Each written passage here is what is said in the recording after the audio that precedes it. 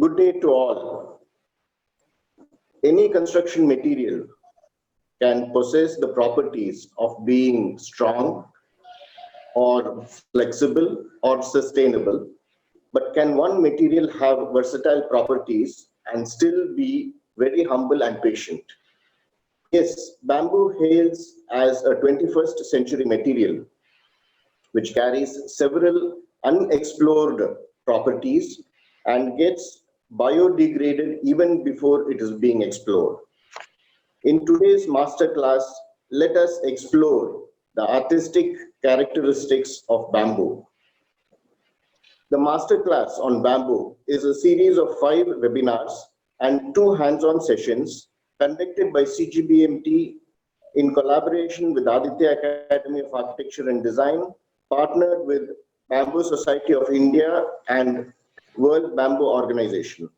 I welcome you all for the 3rd session titled Bamboo, Joints, Furniture and Handicraft. I take the privilege to welcome our chief guest, Mrs. Susan, Executive Director, World Bamboo Organization, and the esteemed speakers, Architect Ar.Neelam Manjunath, Mr. Sandeep, and Mr.Bryan. I will take a few minutes for some important announcements about the masterclass. We are giving certificates to participants who are present during the class, and you are requested to sign the attendance. The participants attending all the 5 webinars will be awarded the certificate of completion of part 1, and the participants who will be attending part 2, the 2 hands-on sessions in February and March 2021. And those who finish the assignments given will be awarded the certificate course on bamboo application technology by CGBMT School of Simple Living. We had introduced 3 assignments today, 1 each from product design, street furniture design, and a prefab structure. We have shared them with the guidelines along with the timelines. These are in the form of 3 competitions for which you have to register. You can do the projects in groups of 2 or 3.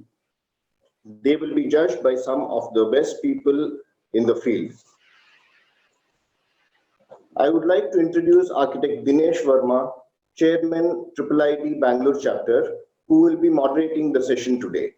Architect Dinesh Verma is a graduate from REC Nagpur. He then pursued his master's in industrial design at the Indian Institute of Technology, Bombay in 1982. He went on to set up ACE Group of Architects in Bangalore in 1984, which over the years has grown into a multidisciplinary practice with a diverse portfolio of architectural projects across the country. His profession. Architect Dinesh Verma has designed buildings which emulate village architecture, Indian, Greek, Spanish styles of architecture, and also postmodernism. His 30 years of design experience is summed up with more than 85 schools, 3 universities, and dozens of other colleges and education buildings across India. Apart from institutions, a number of multinational companies work in environments designed by architect Dinesh Verma. He has been the president of Practicing Architects Association, Designers Guide of India, and at present is the chairperson of Indian Institute of Interior Designers, Bangalore. Recognition and awards. Apart from being honored by various architectural bodies, local, national, and international, Architect Dinesh Verma has been recognized by the Rotary Club of Bangalore South by instituting a Green Building Award in his name. Architect Dinesh Verma's name can be found in the Guinness Book of World Records and the Oxfam Walk of 100 kilometers. Being multifaceted in his passion, apart from being a leading architect, he is a managing editor of Antarya Design Magazine and also the director of a leading Ayurvedic pharmacy company. His interviews are words and publications in various national and magazines, newspapers, and his interviews appear in the radios and television.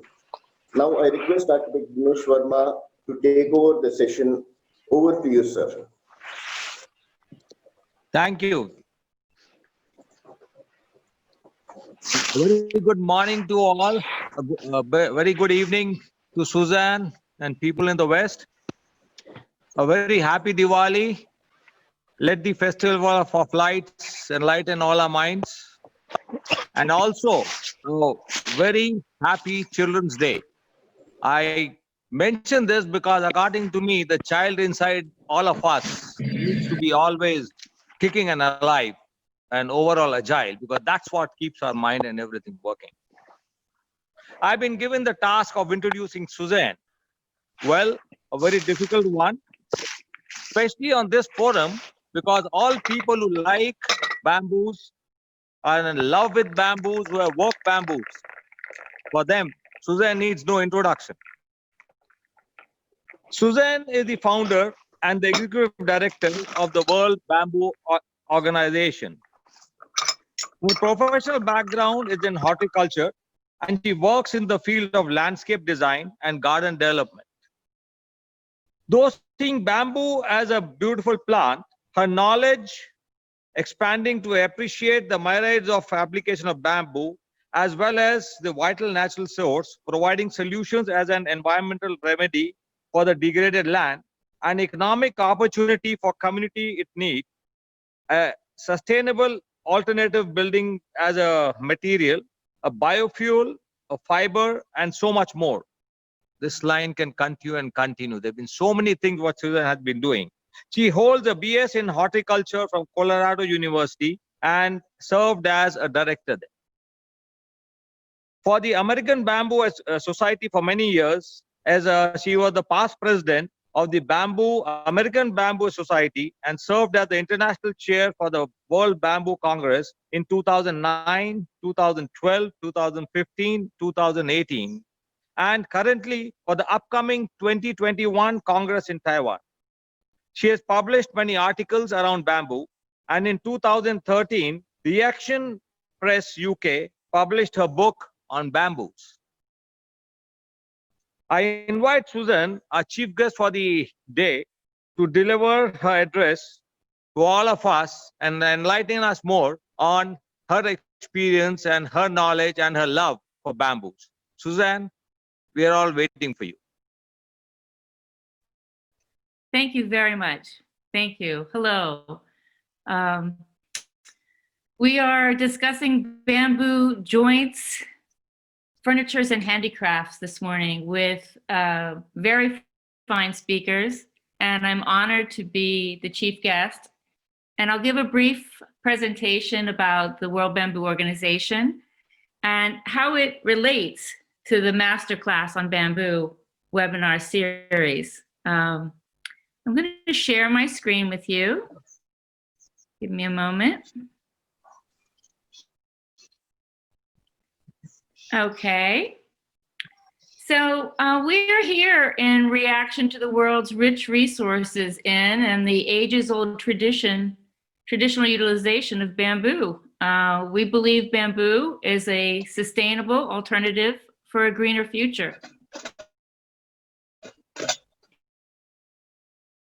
The World Bamboo Organization is a very diverse group. We're made up of individuals from around the world, commercial businesses, institutions, nonprofits, universities, and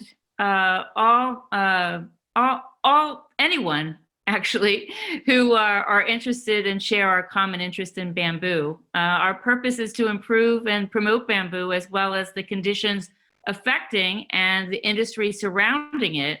We are dedicated to promoting the use of bamboo and bamboo products for the sake of the environment and the economy.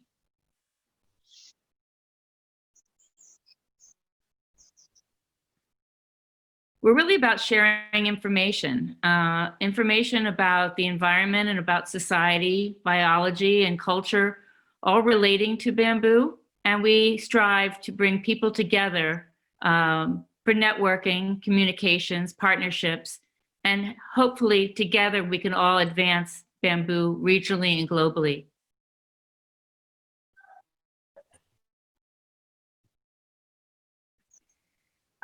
We see bamboo as a vital for a healthy environment. Essentially, we believe bamboo is a sustainable building material. It is fuel, fiber, and food. And we believe bamboo brings opportunities. We believe bamboo innovations and technologies, information exchange and partnerships can elevate the livelihoods of many people in India and around the world and mitigate climate change to provide a healthier future for our planet.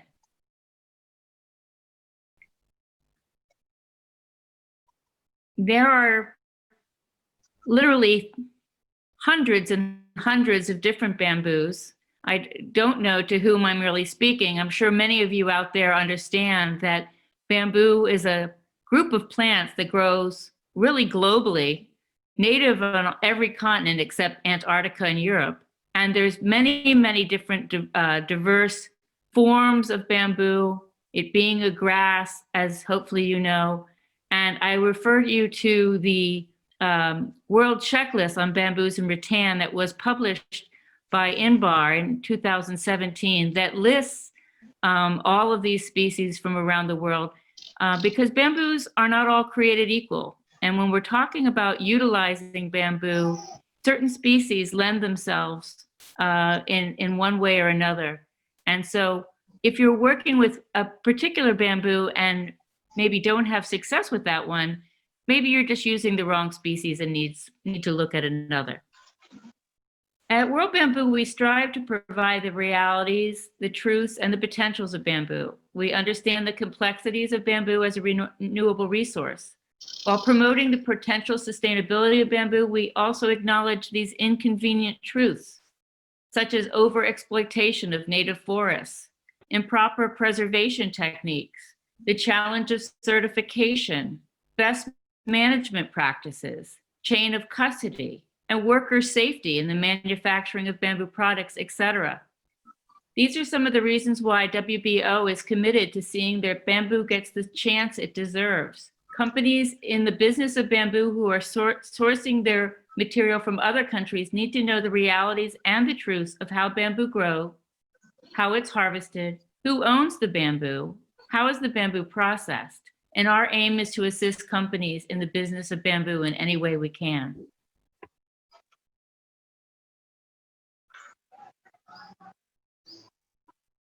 We must be aware of the environmental impact of how a society creates products and how that impact can be minimized. So if we're out there promoting the use of bamboo, we also have to be promoting the planting of bamboo because we could easily outstrip what the world has offered us in bamboo resources. Being in a country like India with vast, vast resources, if suddenly the world says yes to bamboo, we need to be prepared to plant more bamboo or we'll lose our forests.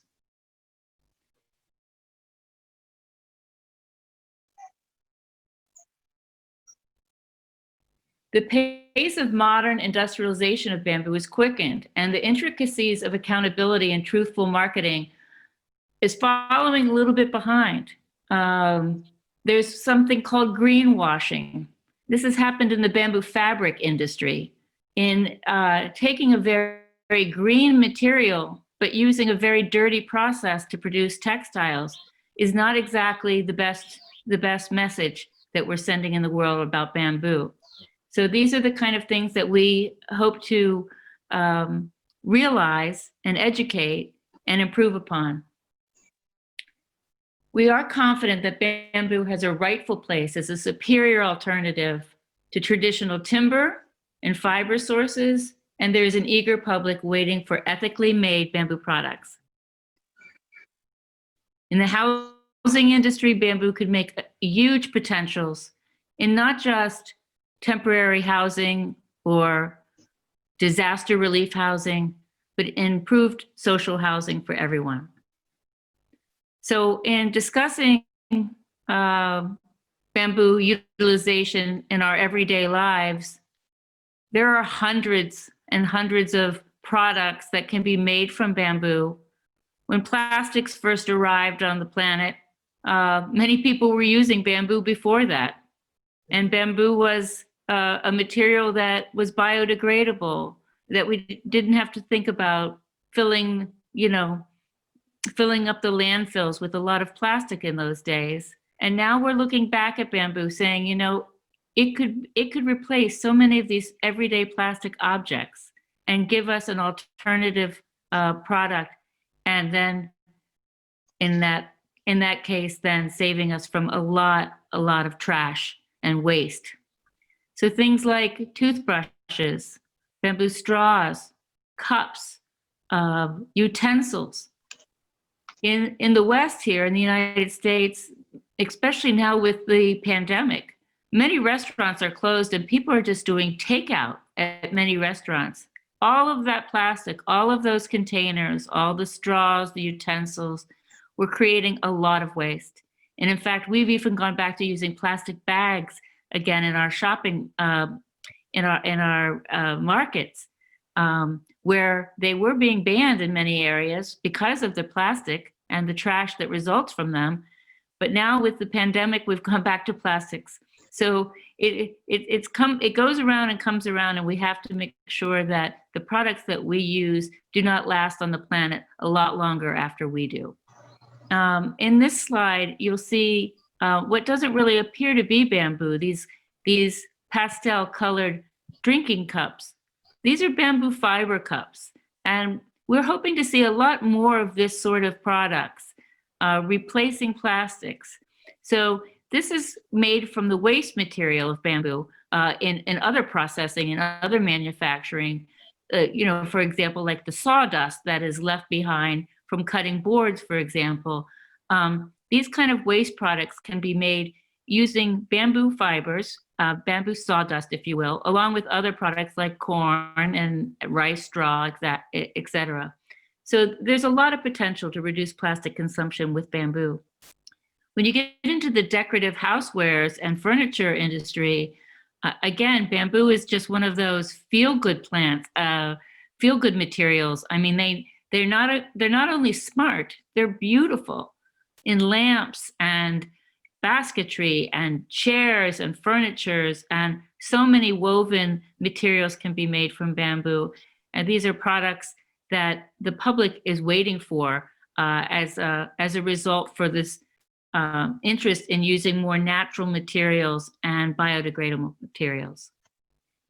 Engineered bamboo has been a real breakthrough. This is something that we're seeing a lot more of in the West. The process is not necessarily new. Back in the 1980s, mid-1980s, in Taiwan and areas in China, we're developing these technologies of laminating bamboo, and they've really fine-tuned it, and you're seeing it everywhere now in cabinetry, furnitures, interior applications in bamboo flooring, outdoor applications in decking and exterior cladding of housing, and in a lot of exterior decking, like boardwalks, for example. Also, there's great progress in making railroad ties out of engineered bamboo. So you think of in many countries, the timbers that hold the railroad tracks down are wooden products, and now we're looking at seeing them being replaced with bamboo products. Also, the interiors of trucks, of tractor trailers for shipping containers, we're seeing bamboo use. So these engineered bamboo products have made a great breakthrough for contemporary applications. Of course, in the housing industry, being from India, I'm sure you've seen it all, from very, very simple shopping stalls to very, very elaborate pavilions and outdoor arenas and so on. And you'll be learning about this in this master class on bamboo, particularly joinery techniques, etc.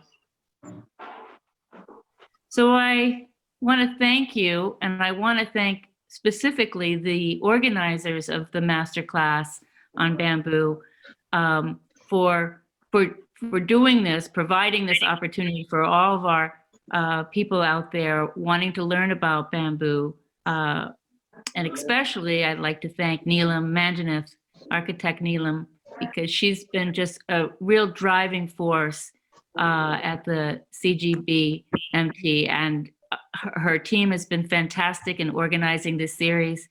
And I'd like to thank her, especially personally, because she's been just a wonderful World Bamboo Ambassador. I'd also like to thank Ganesh and Dinesh for hosting this and moderating this today.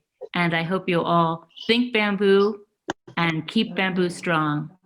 Thank you very much.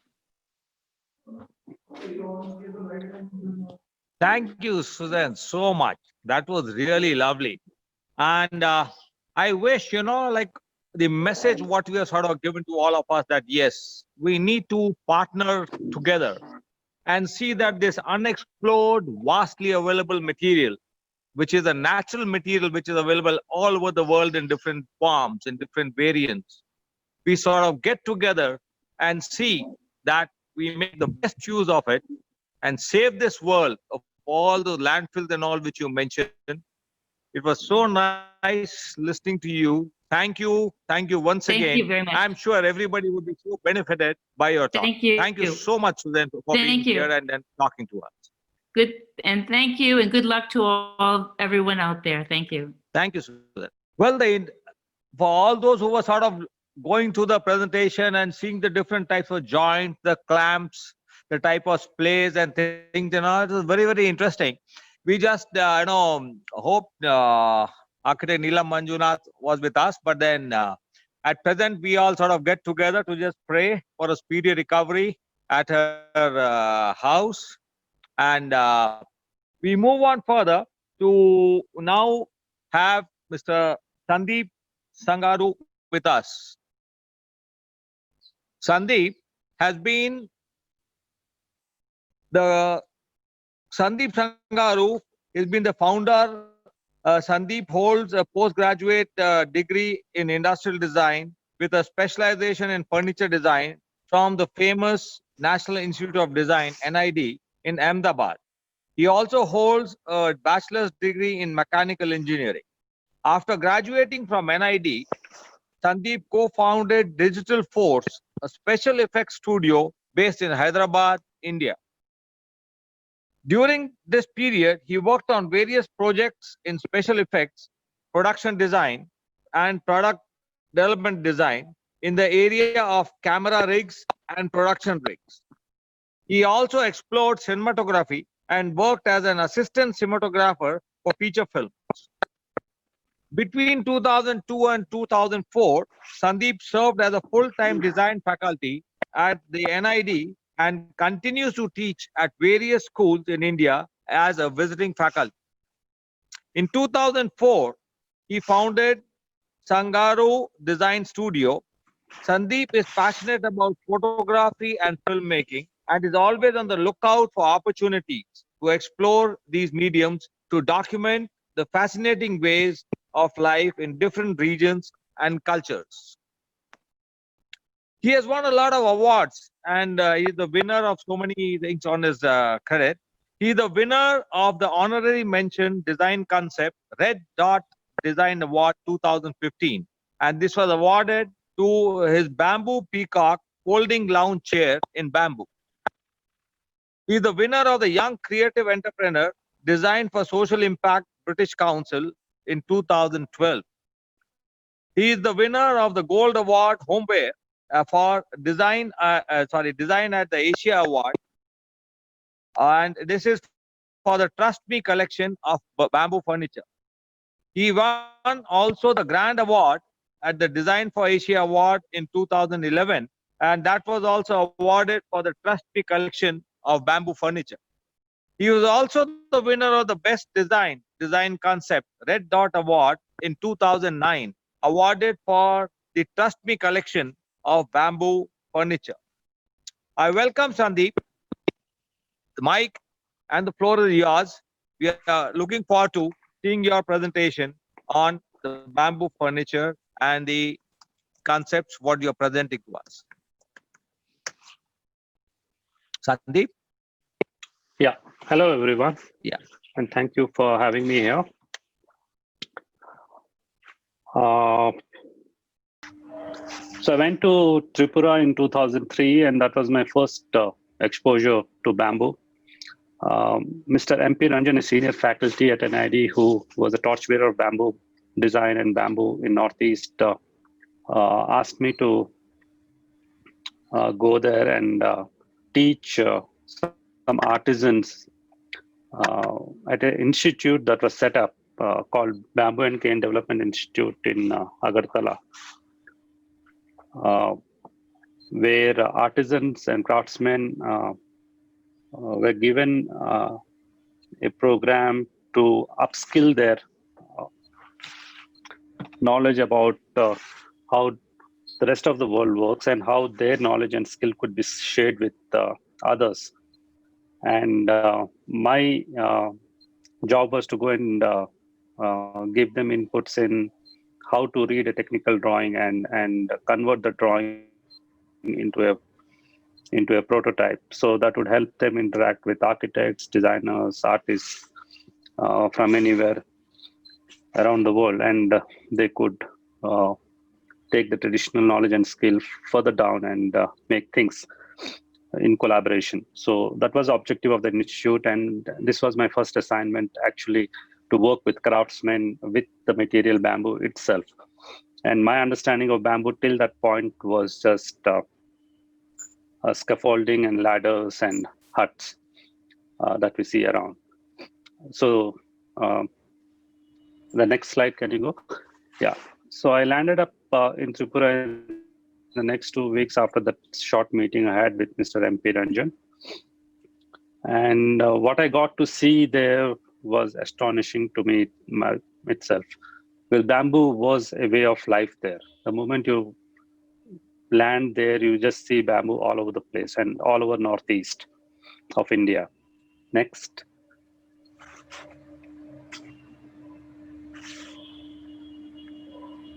See that next slide?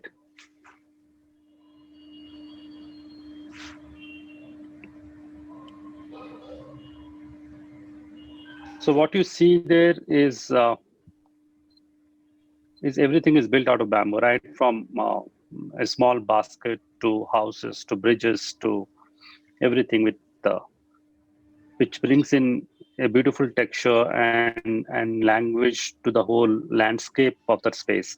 And it doesn't kind of shout out like, okay, I'm here, look at me. It's part of the environment, part of their whole thing, which I think as an outsider, it opened my eyes to what a simple material like bamboo can achieve while working with a simple tool, a knife, because they convert all of this using just a simple knife and one material. And when I went to teach there, and all these were artisans, already masters in their craft, and for me to kind of introduce myself as a designer and kind of wanting, the idea was I was supposed to train them, but I was quite taken back because they were so much skilled with the material. Slow down, please. Yeah. So if you see here, I had to draw a drawing for them to understand and replicate it. So this was my first chair that I designed while working with them. And the students on the right you see are the students from various parts of the country, from Northeast, from Bihar, Jharkhand, Orissa. They were all there. And language is one of the most challenging points when you're trying to interact with the artisans and craftsmen, and the tools are very limited to drawing and explaining through mediums that express themselves. So yeah, drawing was one of the mediums, and that's how we could communicate with each other. And when I gave these drawings to them, they would suggest me, Sandeep, we should use this species of bamboo for this component, and we should bring the other one for the legs, and for weaving we should add some more of that other species of bamboo. So yeah, that exposure gave me a lot of learning into how artisans think about when they're trying to transform uh, a, uh, a a drawing to a product, and how they look at materials, and how well they kind of minimize the efforts that is required to make a product, uh, because they've been working with that material for so long. They know, okay, this material would be the right material for this function. So this was all the learning I had. I think um, uh, I didn't give much to them, but I learned a lot from them, and that was my experience. And from that day, I thought I should explore more of this material. But there is so much already been done. So what else can I do was the challenge. So then I felt I should learn from them rather than trying to give them something to make, like what I did in this drawing that you see. Can you move forward? So I thought I would come back later, and after the program was over, I thought I should take back something with me as an memory to the whole experience of interacting with them and knowing the material much better. Next slide.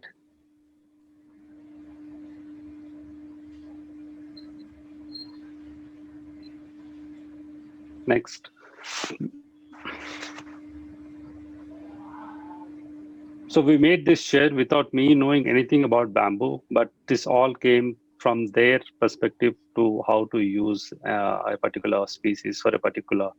So there are two species of bamboo used in this. One is the seat, which is made out of strips, and the base, which is made out of a solid bamboo pole locally available, which is called kankais locally, and it's a species of Thyrostixus oliveri.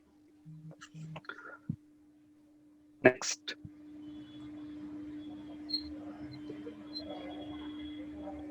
So this was the turning point. This was the last day that I had with them, and I wanted to bring back something. On the left, you see a stool with a canvas seat. So I wanted to replicate that in bamboo. I felt because this one I made earlier was in wood and canvas. On the right, you see I tried to replicate that in bamboo. But I only wanted the poles to be used. I never had an idea of the seat. I thought I'll get back those poles and add a canvas seat later. But then I felt why not make the seat in bamboo as well. So it ended up trying to make a triangular component out of bamboo, and trying to work with the craftsmen there, and trying to figure out a way to create this particular module so that it can sit on that stool and can act as a seat. Next slide. So when we made this seat, the triangular component that you see, that particular module of laminating a bamboo pole that is split into two halves, keeping intact the node, and adding another strip of bamboo inside was quite unique in a construction. So what the craftsman said is, Sandeep, we never used bamboo like this before. And that was like my eureka moment. I felt, okay, this is something not been explored as a technique or as a method of construction. So I just got back with that particular triangular component, and I was carrying it on the way from Agartala to Ahmedabad. And it became a point of conversation through my journey on the flights. And next slide, please. So it became a structure, and I try to demonstrate its strength and lightness by sitting on it. And then I try to explore the technique in various other forms to understand its stability as a structure, because triangle itself is a very strong structure and it's a basic structure, so it behaves very strongly. But then I thought, why not try a square and a rectangle? and see how the stability stays. Next slide. So the triangular component become like the first product it by itself as a stool, like a monopod. You sit with your other two legs as a tripod, and it's like a nice, fun balancing furniture, which is light. It weighs only 150 grams, but can take tons of loads. So this whole process excited me to use bamboo and take this technique further.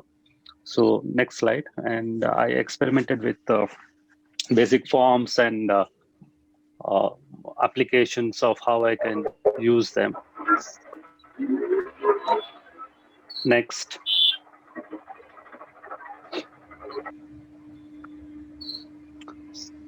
So when I was making these, a lot of people were looking and seeing the products that I was making at NID in the campus.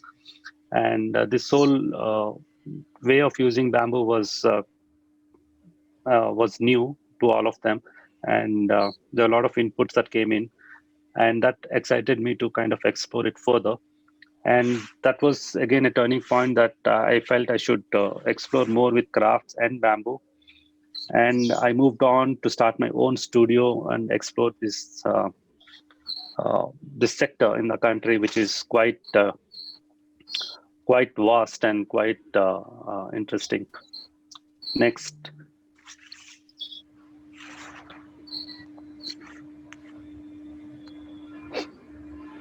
So the further I worked with artisans to create few examples of how this technique can be used. So if you see, it's a solid pole which is split into two halves, and it's further because bamboo has a lot of tensile forces in it. It tends to come back after bending, and it kind of also helps in stabilizing the structure when we have another member inserted inside. So they oppose each other and they balance it out. Unlike wood, where we have to use odd numbers of layers to stabilize, like in plywood, when they construct or laminate in wood, we need to use odd numbers. I think in this construction, I think two members are good enough because they push and pull each other effectively. Next.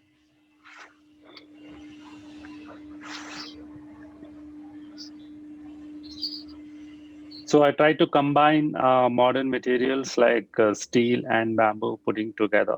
So this was a concept where I was trying to create a bench using bridge construction principles, where we insert these members and we stabilize them with the tensional member. So this is a complete knockdown piece of furniture, which is put together just through holding them through tensional members. Next.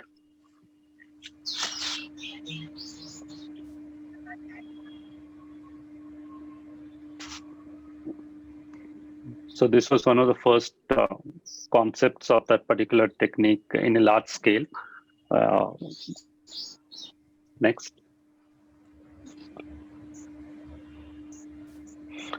So this explorations led me into working more in the area of in the bamboo sector in Northeast. So I was invited back to Tripura to work with our craftsmen to explore and create some new designs. And I thought I should take this technique forward and commercialize this so that people can benefit through the whole exercise of innovating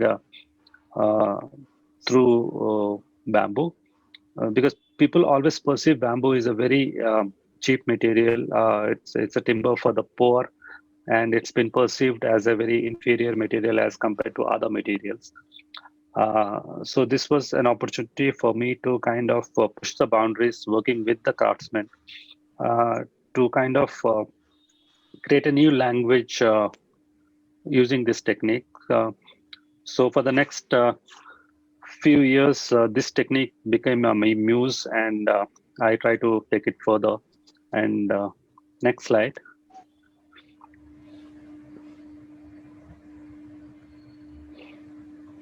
So the triangle got extended and was shaped into a chair and a sofa. Can you just keep changing the slides slowly, like give 3 seconds? Yeah. So the whole idea was to, can we bring in traditional knowledge and the skill of crafts with design and technology to make this whole experience invaluable, not just for the person who buys the furniture, but also the craftsmen who make it.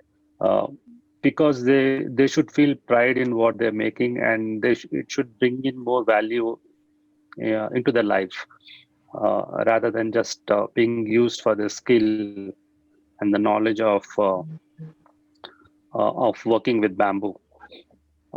Because through this whole process, uh, me as an outsider, as an engineer and as a designer, I was learning a lot from them, because the traditional knowledge that they have has such ample possibilities if we trigger the right channels working with them. And they come up with really brilliant ideas in a very short time, and we could realize really beautiful ideas shaping up. And yeah, so this technique went on to transform into many shapes and forms, uh, and it was really light. And most of these designs, when I did, most of the craftsmen told me, Sandeep, this won't last, it will break, it's very thin, and it's time consuming. And I would say anything that you do for the first time, it takes time, and uh, we need to explore, and we need to practice and refine it as we go and move forward. But these projects, when I work with government, would just end up in the shelves and are never taken beyond that project, and no one is willing to kind of put in that effort to commercialize these new ways of looking at crafts.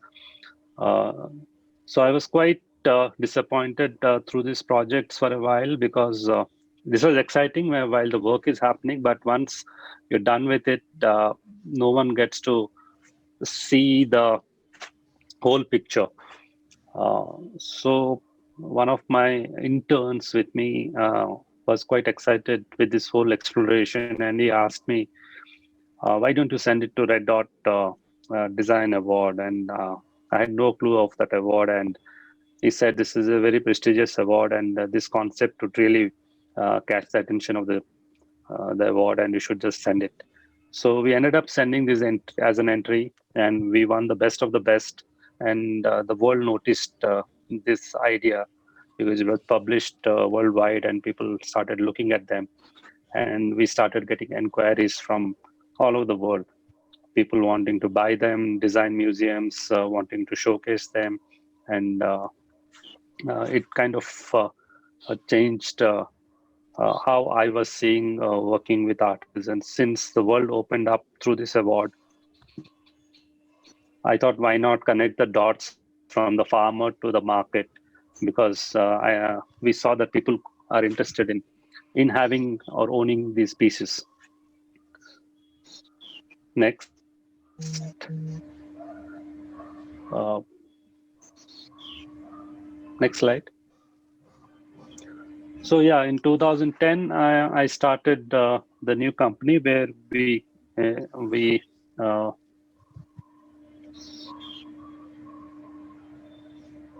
can you go to the next slide? So we started this company where we produce these products, working with the craftsmen, and it took us another 3 to 4 years to sell our first product, because this needed a lot of training or a lot of practice for the craftsmen, and it also needed me to also understand the whole production methods, right from getting the raw material from the plantation, to treating it, to converting it into a product. So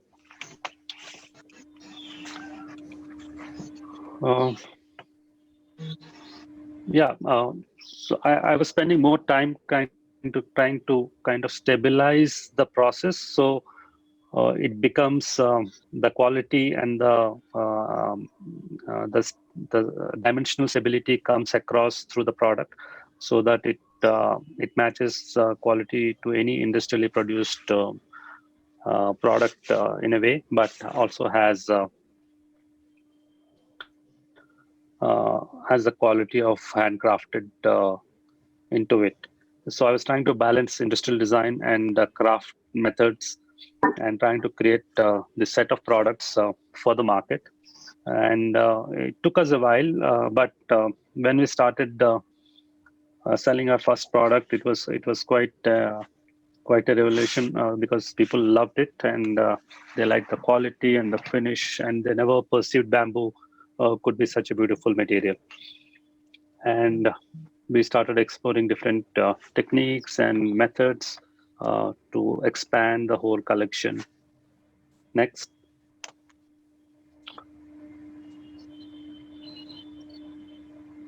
Yeah, next. Are the slides repeating?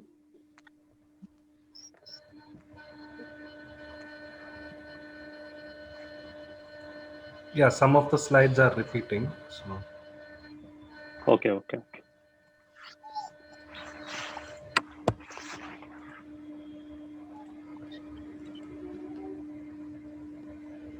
So yeah, this journey of working with bamboo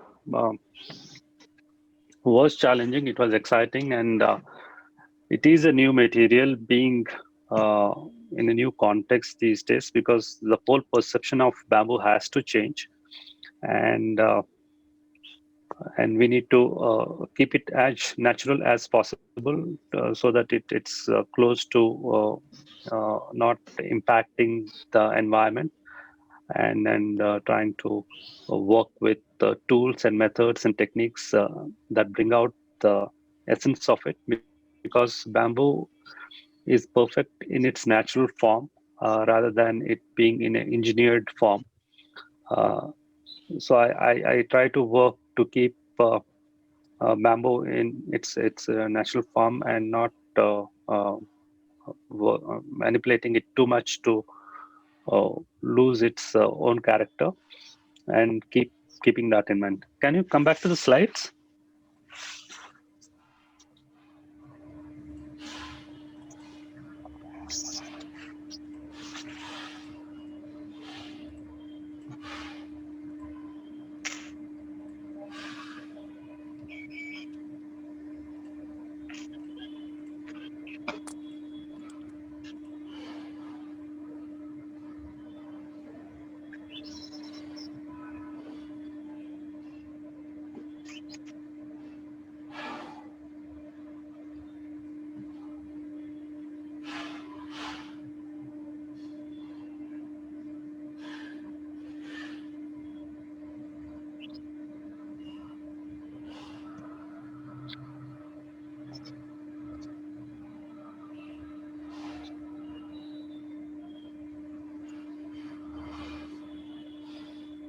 Yeah, this is the last one that is opening.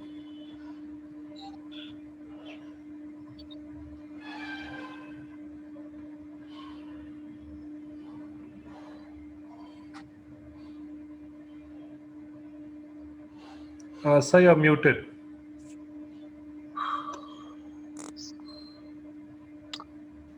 The slide ends here. Yeah, I mean, the rest are blank after this. So it says not even going further. Okay.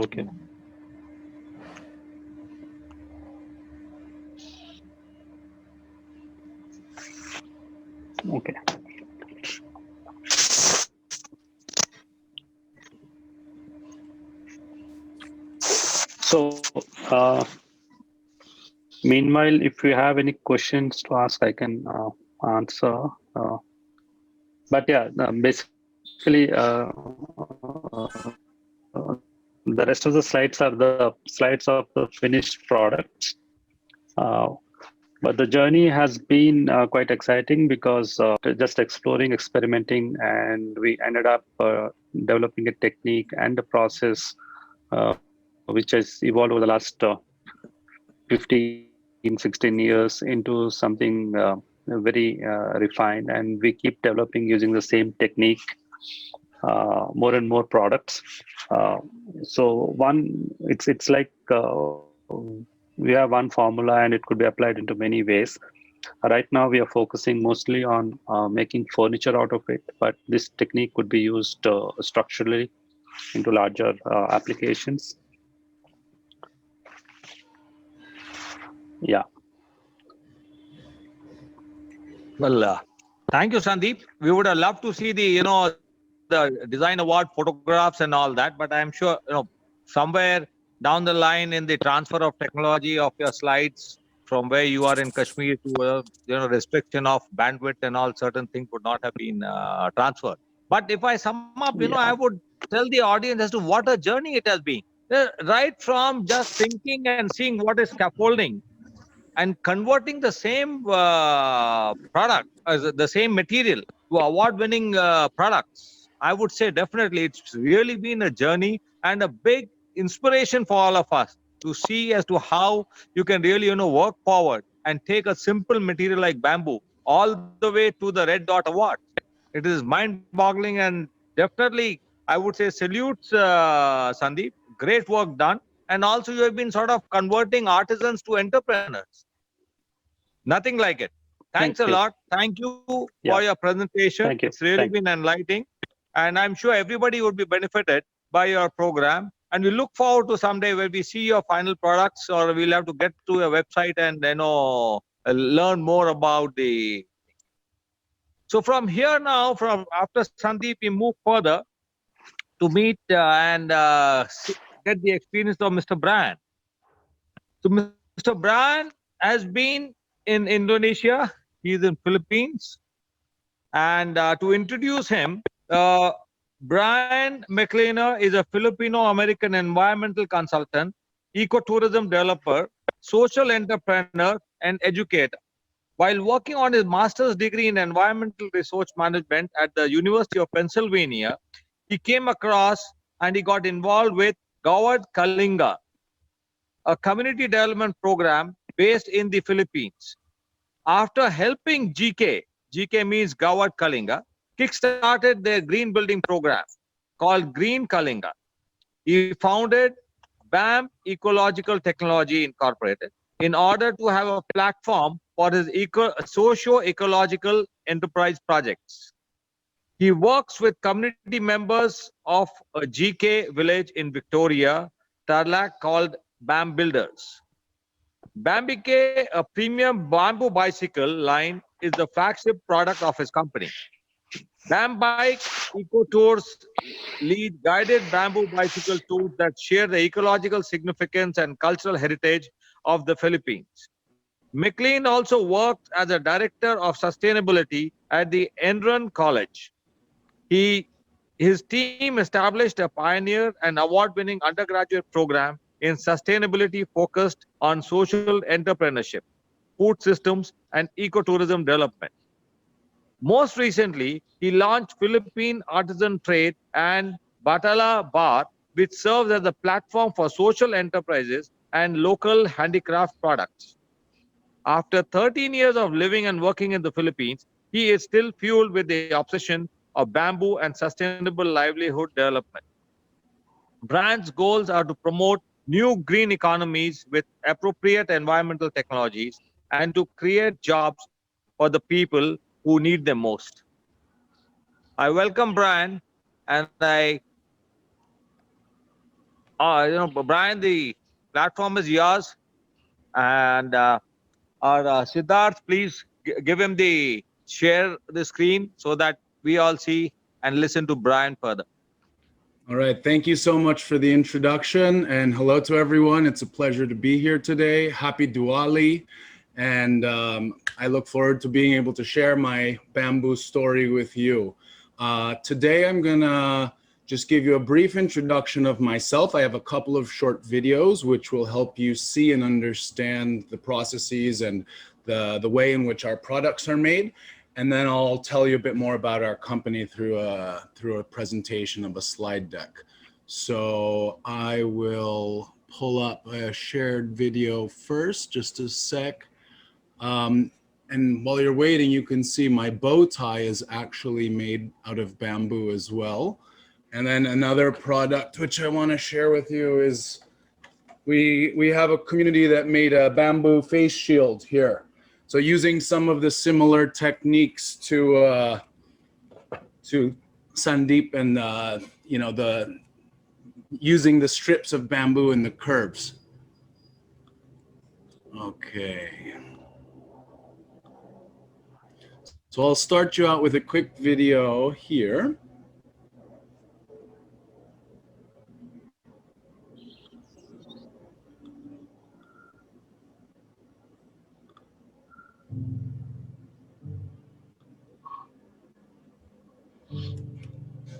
I decided to create Bambike based off of my work with a community development organization called Kalinga. This was back in 2007.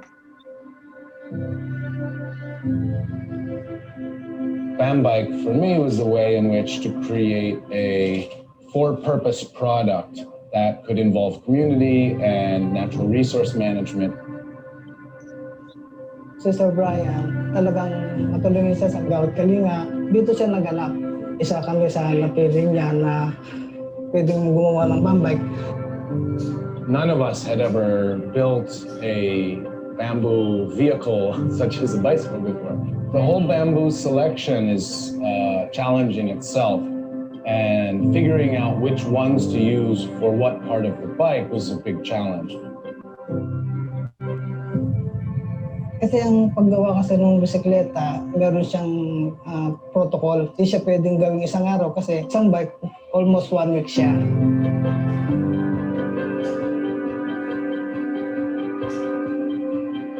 So first, I'd like to make it clear that we don't operate as a charity. The contributions which we give to the community are really earned by the community themselves.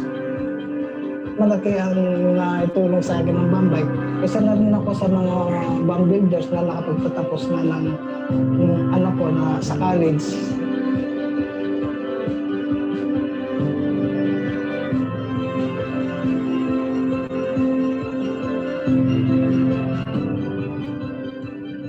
So the evolution to do the tour happened because profitability in the beginning was a bit challenging.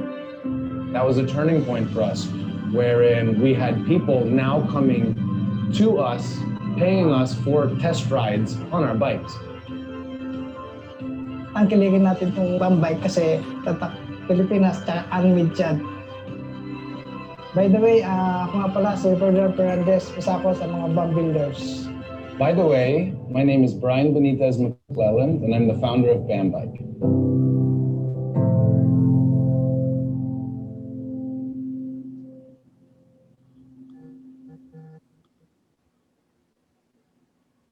So that's a bit of the story of how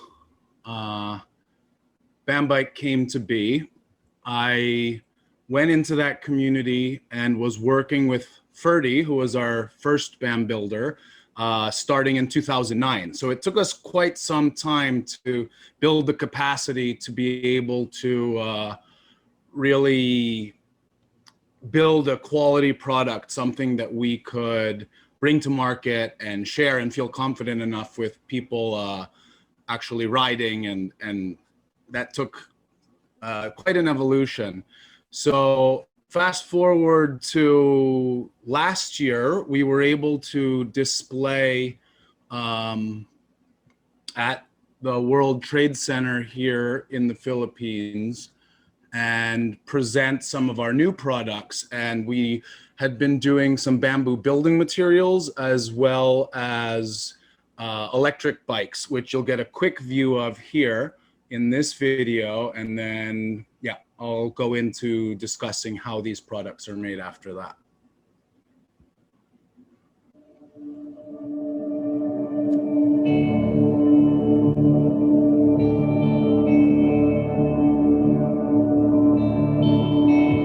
Hi, I'm Brian Benitez McClelland, the founder of Bambike.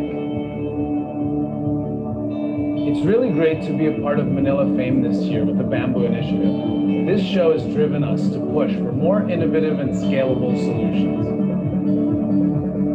We're happy to showcase our Bambox series, which is our venture into sustainable construction, as well as to highlight our new electric Bambikes, which we believe are game-changing vehicles.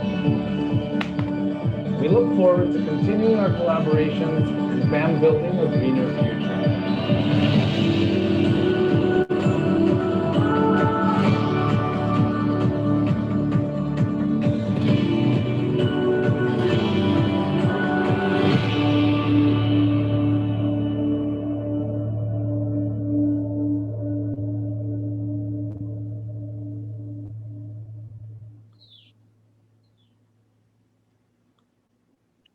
Okay. Just open up my presentation here.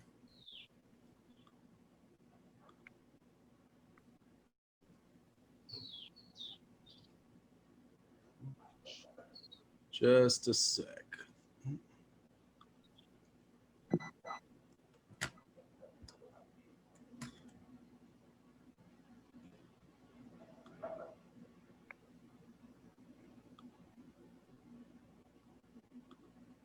Okay, here we are.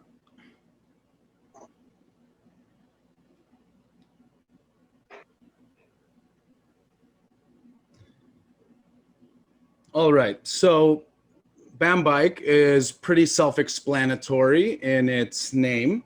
Bamboo bike. We wanted a pretty straightforward, simple name that everyone would understand. And then revolution cycles is a bit deeper in its significance. Revolution being, of course, the motion that the wheel takes, but also a revolution in the sense of doing better business and being more inclusive, working with communities, and not just seeking profit, but going after, you know, people, planet, progress, which is our ethos, which I'll go into. And then cycles, beyond just being a bicycle, it is taking into consideration the natural cycles, the carbon cycles, the water cycles, and such.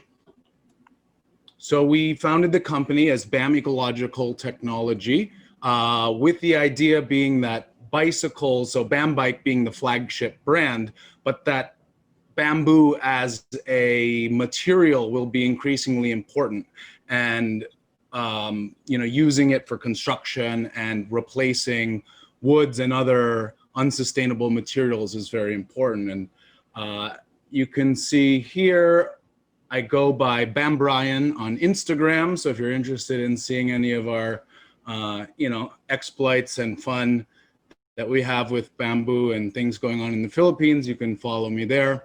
But yeah, we'll go into the kind of journey that we've been through as a team, starting out alone and coming now 10 years down the line. We've been able to hit some milestones, but really the mission was to create sustainable livelihood with rural communities and to be able to bring you know, these green products to the market. And so this is the original community where we started building. You can see Ferdy here in the red hat, who was in the video. This is a community located about 3 hours north of Metro Manila, where I live.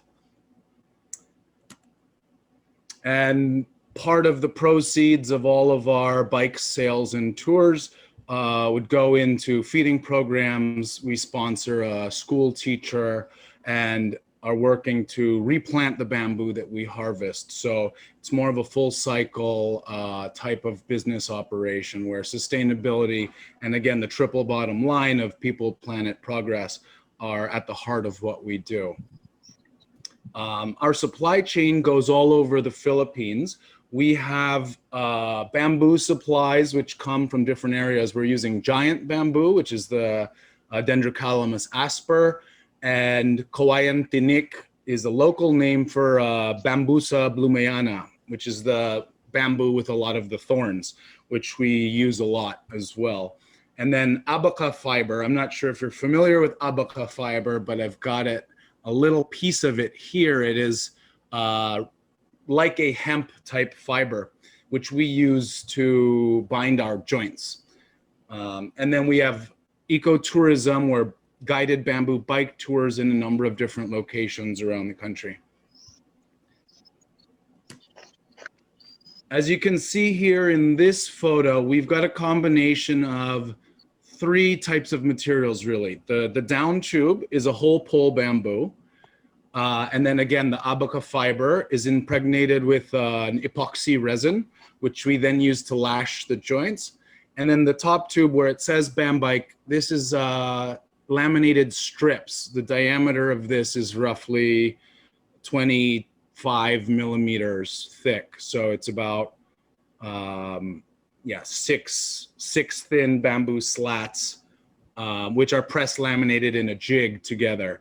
And that forms the bamboo. I don't need to tell you, I think, the importance of bamboo as it's a renewable resource and environmentally friendly and all that, I'm sure you know. But so our goal was to elevate what it could do. And we built this mountain bike called Luntian. Luntian in Filipino means green. And it's a certified mountain bike. So by engineering these materials, we were able to achieve a high performance vehicle. And in a bicycle frame, you're working kind of like with furniture and construction, where you have triangles, which are the strongest geometrical shapes. And you can see here in the electric Luntian 2.0, we've actually got double top tubes, which create two effective triangles, which is our design. And the bamboo top tubes actually run all the way from the rear wheel, drop out up to the head tube in the front. And that provides incredible strength and lateral stiffness where you need it when you're really pedaling. This is our product, which is going into the kids market. And it's this bike right here. It's called the Bambino. We wanted to create a product that could address a larger market and become scalable. So I've got an earlier prototype of that bike here, which you can see, which uses our traditional Abaka wrapped construction. And we've been using this design for quite some time. But the challenge with our products, as they are with the Abaka natural fiber, is that it's not scalable. Bamboo has its natural variations, and the Abaka is hand wrapped and then hand shaped, and it's basically impossible for us to bring that to larger scale production. So with this style construction, we're using standardized metal brackets, which can be made from recycled steel, and then our laminated bamboo poles, which are formed in jigs, which then provide a standard building block for us to then construct this type of a product, where we are in the process of bringing this to scale in the local market. We're working with a motorcycles component factory that produces the metal parts, and then we're making the bamboo. And yeah, I will show you another video of that afterwards. So our experimentation and construction with laminated bamboo poles has increased to here. We've got our pedicab. We're using this to take tourists around within our historical tourism district in Manila. And then I wanted to take this concept and design further. So for a design show, we built what we call the Bambike Chariot. And you can see it's just using the same techniques for the laminated poles and combining them to form these shapes, which this particular bike is pulled by another mountain bike. And then the idea to just keep bolting bigger and bigger pieces together is expanded. And we created this concept, Bambox, where basically it's a prefabricated building system, kind of like, you know, a click together Lego system, where these are 100 millimeter square beams. which this is a 3-meter box here. The one on the right is 3-meter segments. The one on the left is 2.4-meter segments. And then we're using tongue and groove laminated bamboo flooring here. And then you can see the laminated bamboo swing sets, which we've tied in here. And then the roofing system on the left image is using 50 mil bamboo poles as well for that structure. And it's all just simple steel fabrication with bolts. So here is how we've used the application for tourism. The Bambox for Bambike Eco Tours. It serves as a bike garage and registration area. And then you can see the cross sections of the actual bamboo that we have been building with. A variation of that, because using a lot of glue and bamboo can be quite resource intensive. I know I'm a little small now, but if you look at what I'm holding up here, this is laminated bamboo outside of coconut wood. I'll show it to you again afterwards, but this is an experiment to be able to use cheap lumber and then laminate it with stronger bamboo for aesthetics and for performance capabilities, and to make it less expensive using less glues, less epoxies and such, because coconut timber is very available here.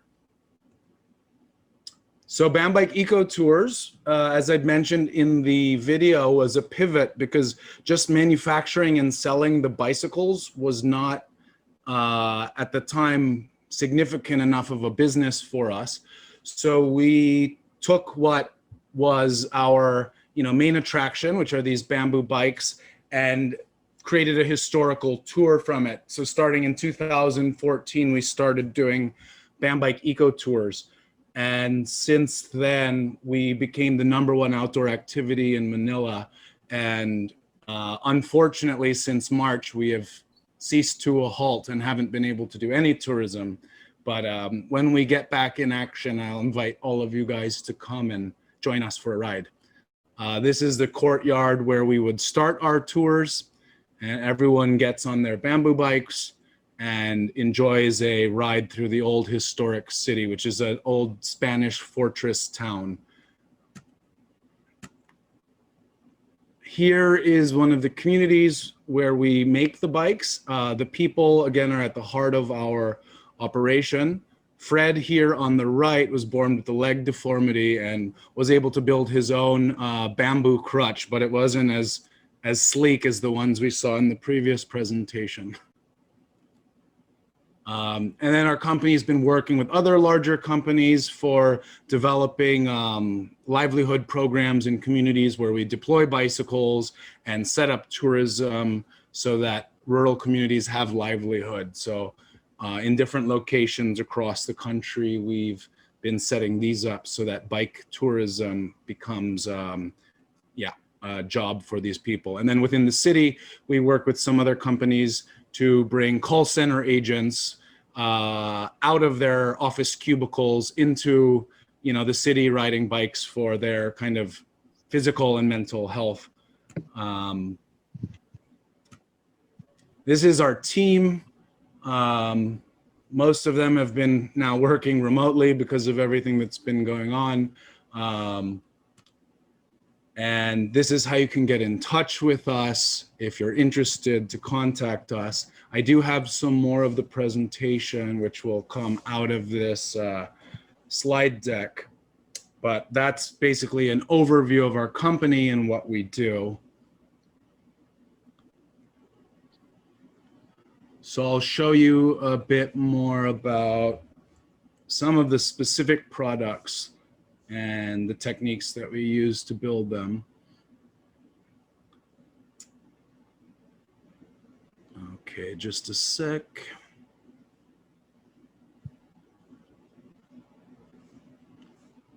All right, we'll go into the Bambino first. I've just got a short video here.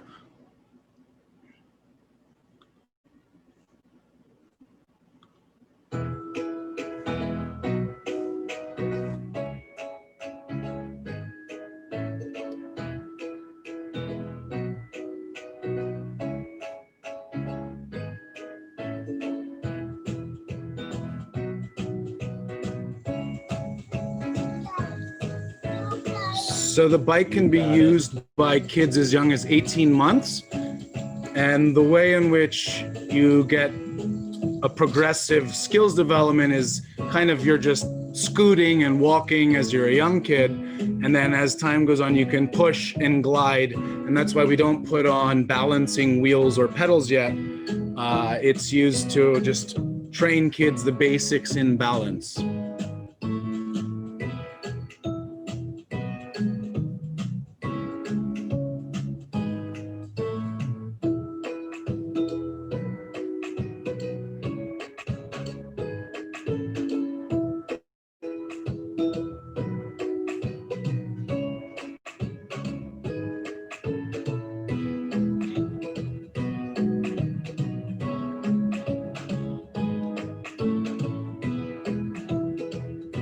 So over the quarantine period here in the Philippines, I've just been experimenting with making videos. So I am very much an amateur video maker, and I've just been playing around here. So that's what I'm showing you now.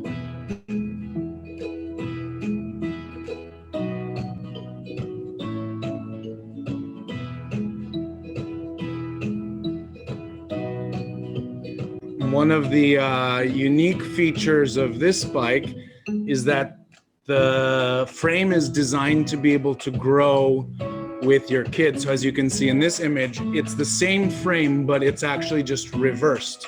So you remove the headset, you flip the handlebars around, and then you put the seat on the other side because the joint brackets are just mirrored, and you can create a higher seat for a taller child.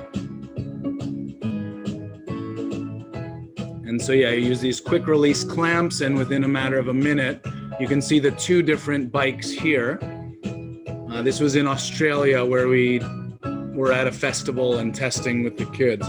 But so bigger kids can ride the bikes here as well. All right, Little Rippers on the Bambino. So this product has been available in very limited quantities. For every Bambino sold, we'll plant a bamboo seedling. And the idea here is we want to do like a 1-for-1. You buy one bike, we plant a seedling. So that as your child grows and develops, we're capturing CO2 and fighting climate change together. Our goal is to have people, planet, progress. This product. Investing in communities through capacity building, sustainable manufacturing of products and services, and an inclusive new green economy. Our goal is to be able to send this product in volume Revolution cycles around the globe by next year, if all goes well.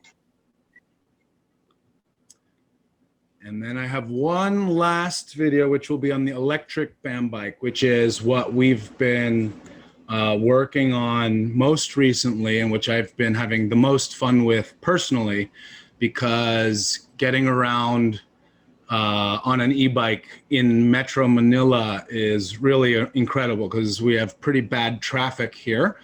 And when you're on an e-bike, you can get around pretty quick. And especially these ones, which we've been building recently, we put on some pretty big specs and can get some good performance out of these.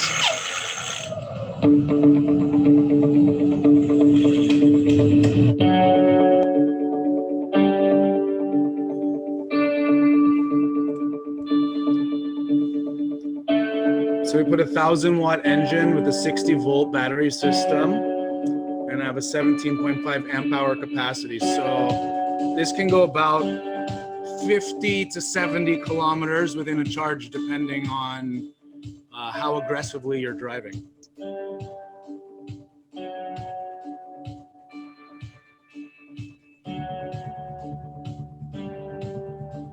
That's the lithium-ion battery, which we hand-built here with Samsung and Panasonic cells. And you've got your power controls here, and you can determine the level of assistance you want.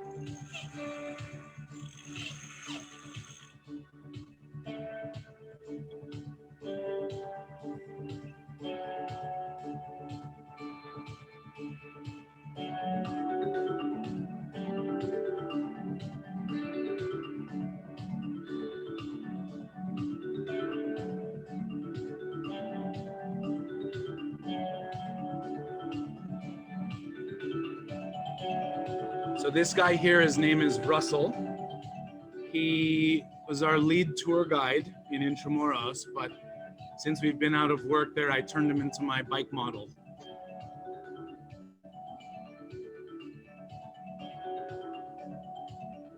And with this bike, you don't really have to pedal. It's a thumb throttle. So some you can do a pedal assist, which has a torsion meter. This particular one, you can drive like a motorbike and just use your thumb throttle to drive. And the authorities don't know any different. It just looks like a normal bike to them. So you don't necessarily have to follow all of the rules in the street. And we don't have regulations here in the Philippines like they do in either Europe or the United States with max speed and capacity. So I was actually able to get this bike up to over 80 kilometers per hour, which is really fast for a little bike. So I put my motorcycle helmet on for that one. But many of our other electric BAM bikes have different configurations with, let's say, a 500 watt engine and smaller voltage. So the top speeds might go to about 40 kilometers an hour, which is a lot more reasonable for your normal commuting.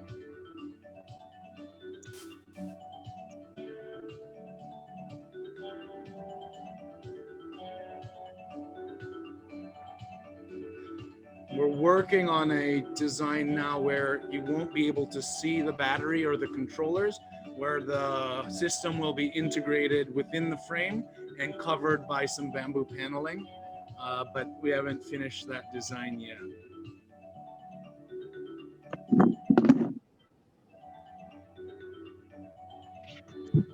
So we believe, yeah, that the future of mobility is electric, and combining our bamboo bikes with the electric motors has been something that has proven to be lots of fun for us, and personally a great way to get around.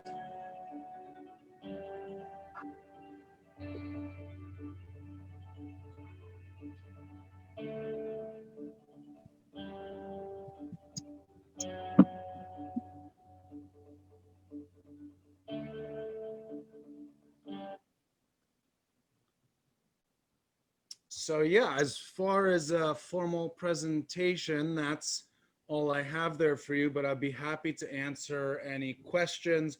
I do have some samples of some of our prototypes and different bikes and techniques that we've been using here. And now that I've got the bigger screen, I'll show you more closely. This is the cocoa lumber with the laminated bamboo there, so you can get a closer look.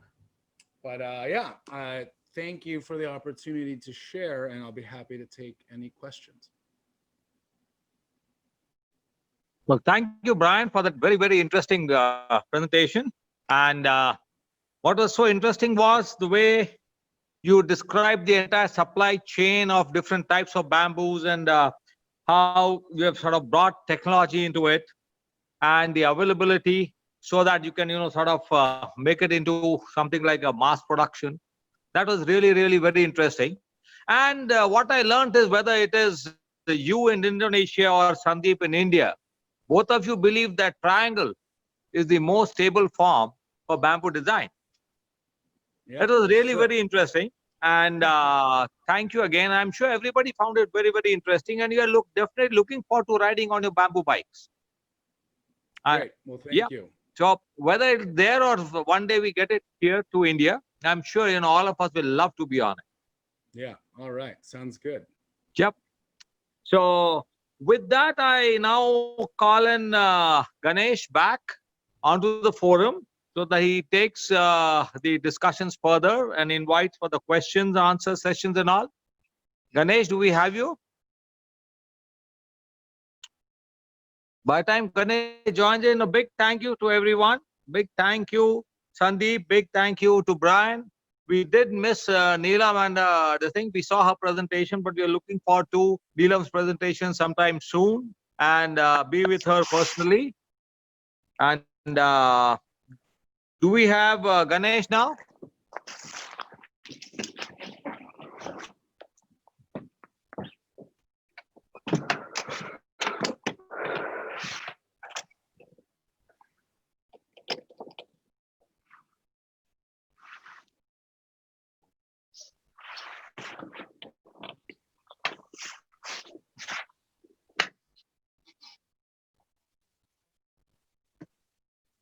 Ganesh?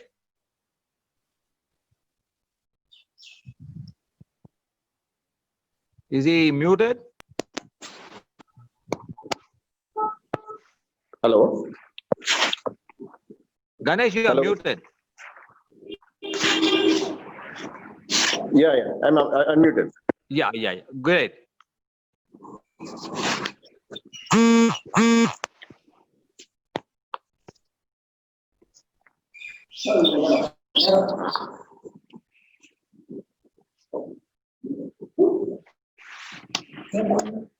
So Ganesh, you take the session further for the question answer sessions and the formalities which are there.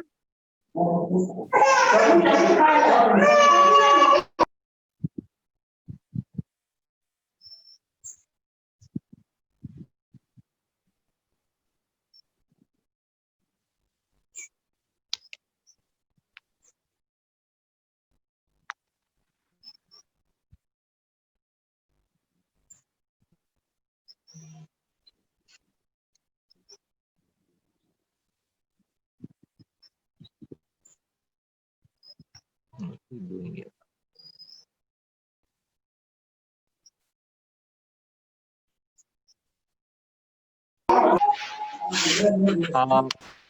Do we have any questions from the audience for any of the speakers?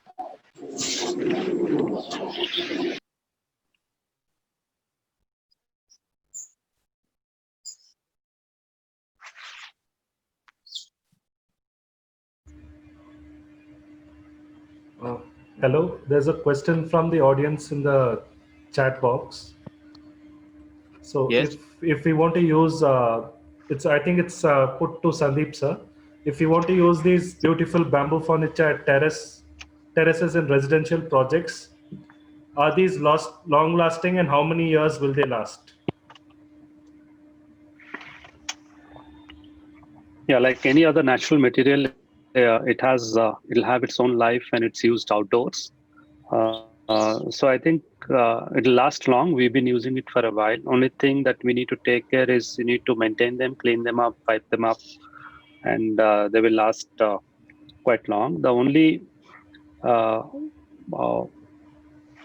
care that we have to take is if the furniture is made out of mature bamboo, because bamboo grows fast and people use bamboo left, right, and center these days, and the process of getting the right aged bamboo to make a product is very important in this process of using bamboo as a material, and that's very crucial when you want to use bamboo. I guess bamboo is equally good to use anywhere. Only thing we need to take care of it. It's not that you keep it there and it's lying outdoors and it will last very long. Any material would give up to the natural elements. Okay. Thank you. One more question for you. Yeah, you can go ahead. I think the audience. Hello, sir. Yeah, my name is Sunan Sampath, and I have a question and open to all. I don't know who can answer this. It's a general question kind, because I was in one. It's like you can say a children's home yesterday, and they are trying to upskill the children. They're like teenagers through various vocational training, carpentry, and various things.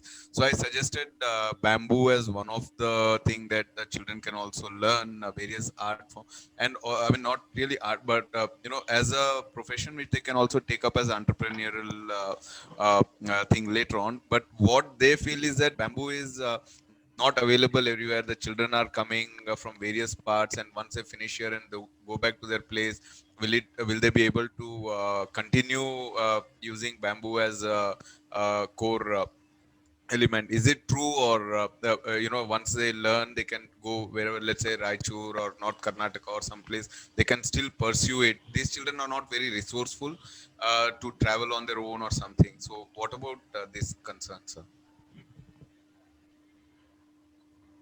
I hope I place my question.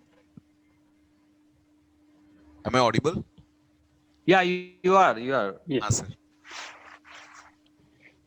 Sir. So basically, I think what you are trying to ask is, the resource or the availability of bamboo as a material in various parts. Yes, yes, Yeah. sir. And what was told by Sandeep and later by Bryan also, like these are natural elements which are available in different forms all over. For a normal person, bamboo is bamboo. But a person who's a designer, who's deep into it, who knows the different intricacies of bamboo, there are different species. And as what was explained by Bryan also, that they use different species for different parts of the product also, right?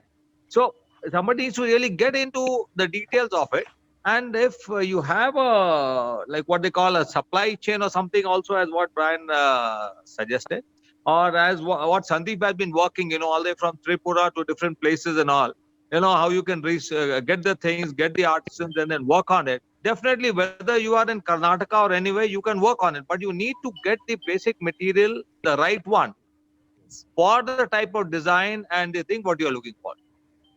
Yes, sir. I think one of the biggest challenges to have anything be sustainable is the business model. So just doing a training or just having the material is never going to be enough, because without cash flow, nothing will be sustained. So even if you find a grant, if the business model can't be where you add value along the process and then find a market, it's going to be really difficult to sustain any type of project.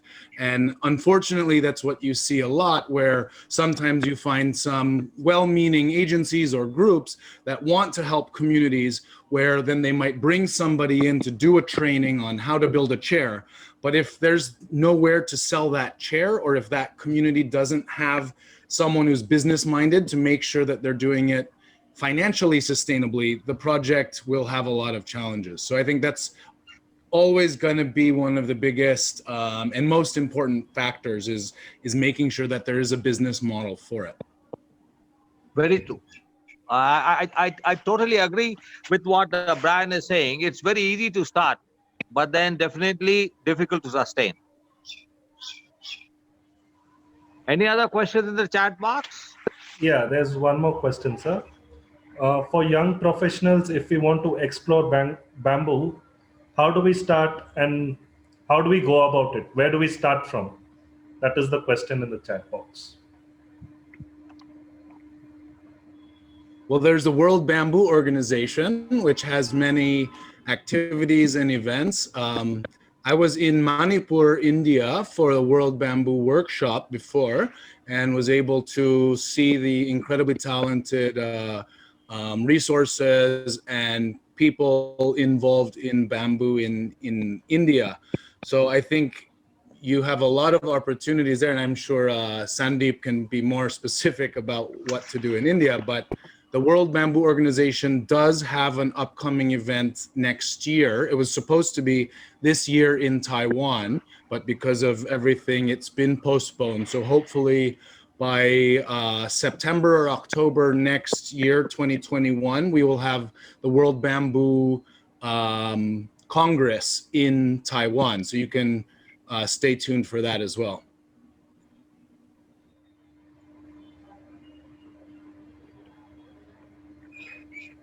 So I can see some of the questions coming in, and for both Sandeep and Bryan, they are looking forward to your contact details, because some people would like to get in touch with you directly. So please share your email IDs so that people can write you directly and then talk to you. Yeah, I just shared it. Great. Regarding getting hands-on to the resources, I think this is just a thought that I've been advocating to a lot of institutes, architectural colleges, design colleges, to encourage having a bamboo center, get artisans, craftsmen also being the teachers of that center, and which also generates a kind of hope for the artisans and gives an opportunity to the students to explore the material. I think institutes and design schools should take it forward, so the material gets accessible to more enthusiastic people who want to explore. Otherwise, the best place to explore bamboo is in northeast of India, Manipur, Tripura. Tripura has an institute called Bamboo and Cane Development Institute, and that can be explored. Right. So I think overall it's been a very, very interesting discussions, and I'm sure all people who have logged in today, this morning on the day of a festival, have gained a lot of knowledge.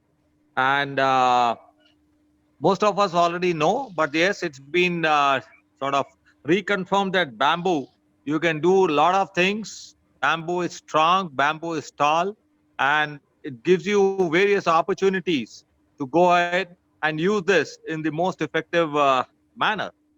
So I thank everyone. I thank Sandeep. I thank Bryan.